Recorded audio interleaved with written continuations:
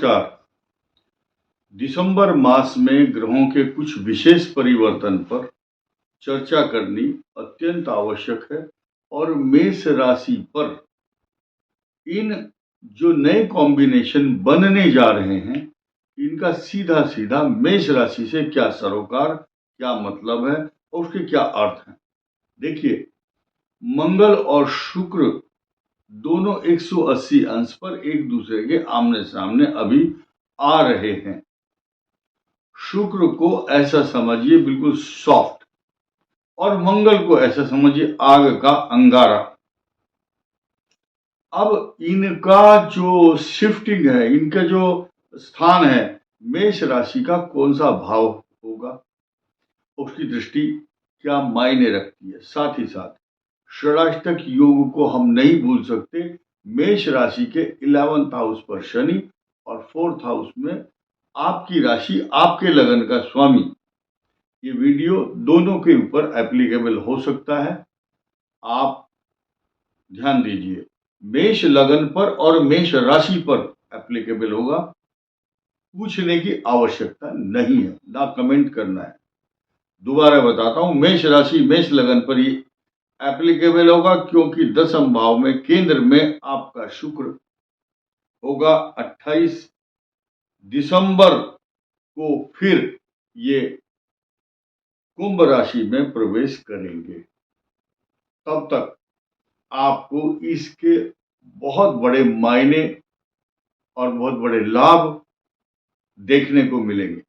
हम यहाँ कर्क राशि के मंगल के स्वभाव, प्रभाव, लक्षण, पराक्रम, उसकी जो नेचर कैरेक्टरिस्टिक्स को का वर्णन करना क्यों जरूरी समझ रहे हैं, क्योंकि मेष राशि मेष लग्न का स्वामी मंगल होता है। आपका सीधे सीधे रिलेशन है मंगल के साथ। और 15 दिसंबर को रात को 10:10 पर सूर्य का प्रवेश आपके भाग्य स्थान पर सीधे सीधे होगा। मेष राशि इतनी अच्छी राशि बन चुकी है और सिर्फ एक या दो ग्रहों का जो कॉम्प्लिकेशंस है वो तो आपको सताएगा, उसको आपको झेलना ही पड़ेगा। उसकी भी चर्चा हाथों हाथ करेंगे। नंबर 1, आपके धन कुटुंब वाणी स्थान पर बैठे हुए बृहस्पति आपको माला माल करेंगे। संचित धन आपके पास आएंगे। उसका सीधा सीधा प्रूफ यह है कि 11th हाउस में बैठे हुए शनि आपको निरंतर लाभ देंगे, लेकिन शनि की नीच दृष्टि मेष राशि पर होती ही है, इसमें कोई संदेह नहीं है। इसलिए आपको व्यथित करने वाले कुछ सर्कमस्टेंसेस ऐसे बनते रहेंगे। 3rd हाउस बहुत पराक्रम वाला रहेगा। 4th भाव में बैठे हुए मंगल अपने दंगल को, अपने तांडव को, अपने विद्रोह को सहन नहीं कर पा रहे। कारण क्या है? मंगल की जो स्वभाव है, मंगल शौर्य, उत्साह, पराक्रम, वीरता, साथ ही साथ शक्ति और उत्साह का प्रतीक होता है। अब वो उत्साह सही पॉजिटिव वे में रहे तो अच्छा है। अब इसकी दृष्टि मकर राशि पर होगी पूर्ण रूप से, तो मकर राशि को तो बलिष्ठ, पुष्ट, मजबूत, चारों तरफ से खुशहाली देने वाला होगा। सब्जेक्ट ही हमने ये छेड़ा है कि वहां पर मंगल की दृष्टि है मकर पर और वहीं शुक्र भी है, तो मकर राशि तो ठीक हो गई है।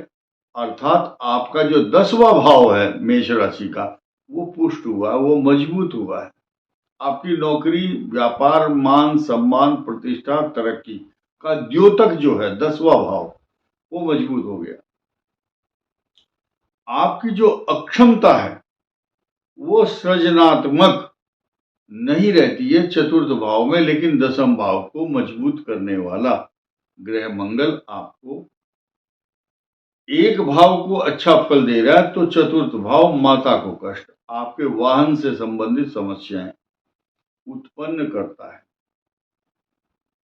आपके सुख में बाधा, आपका जो डबल बेड है जिस पर लेटते हैं वहां सुख से आप सो नहीं पा रहे हैं, और रिसोर्सेज ऑफ इनकम बढ़ाने वाला ग्रह शनि है, लेकिन उस पर मंगल की दृष्टि ये पॉजिटिव प्रभाव भी दिखाएगी।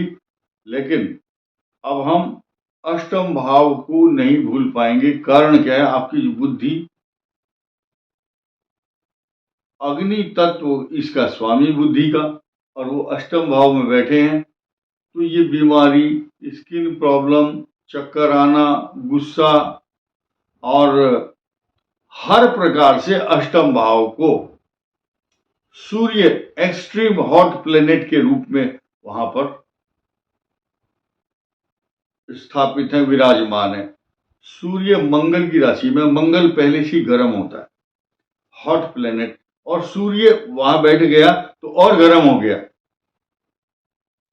अति तापी शब्द यूज किया है ज्योतिष शास्त्रों में, लेकिन यहां सारे जितने भी कष्ट हैं, परेशानी, उन पर विराम लगाने के लिए सीधा एक शब्द में कहेंगे तो बृहस्पति की पूर्ण दृष्टि 180 अंश पर आपके अष्टम भाव पर होने के कारण आपको पॉजिटिव इफेक्ट अगर नहीं दे रही है तो बुरा भी नहीं हो रहा है।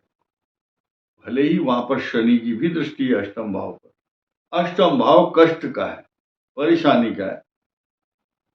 आपको गंभीर चिंतन, मनन, आत्मचिंतन, विश्लेषण और आत्मदर्शन करने के मजबूर करता है, क्योंकि वहां बृहस्पति है, गंभीर चिंतन का कारक बना हुआ है।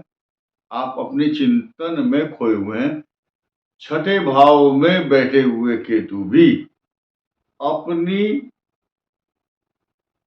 बहुत सुंदर क्षमता के कारण, अपनी अद्भुत शौर्य और पराक्रम के कारण, केतु आपके मार्ग में आने वाली व्यवधान और परेशानियों को स्वयं ही हटा देता है।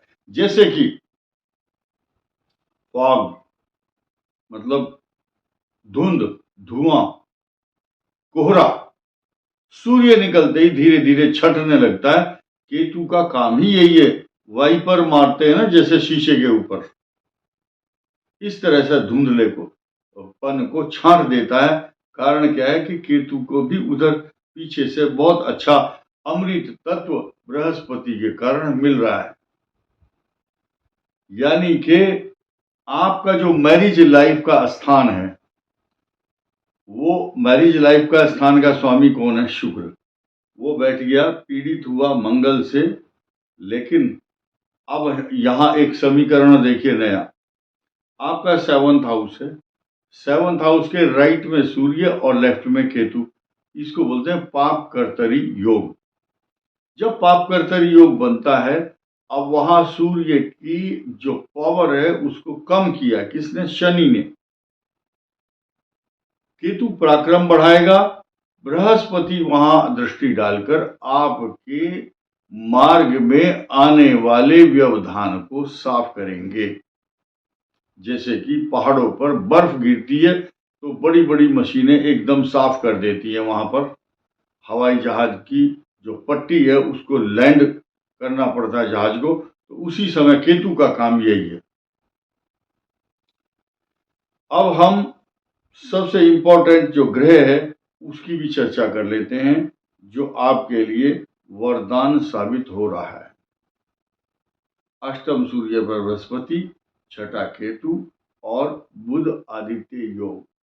यानी कि हमारे शास्त्रों में ऐसा बताया गया है कि खराब स्थान का स्वामी खराब स्थान में बैठना चाहिए। तीसरे और छठे स्थान का स्वामी बुध अष्टम में जब बैठता है, बुधादित्य योग बनाता है। बुधादित्य योग कुंडली में कहीं भी होता है, चाहे अष्टम भाव में हो चाहे कहीं हो, कोई साइड इफेक्ट नहीं होता, उसके अच्छे परिणाम ही देखने को मिलते हैं। आपको जिन जिन मेष राशि और मेष लग्न को ये लगता है कि मेरा समय ठीक नहीं है, सुंदरकांड के लगातार 5 मंगलवार सुंदरकांड का पाठ करें, वो आपकी लाइफ को सुंदर बनाएगा।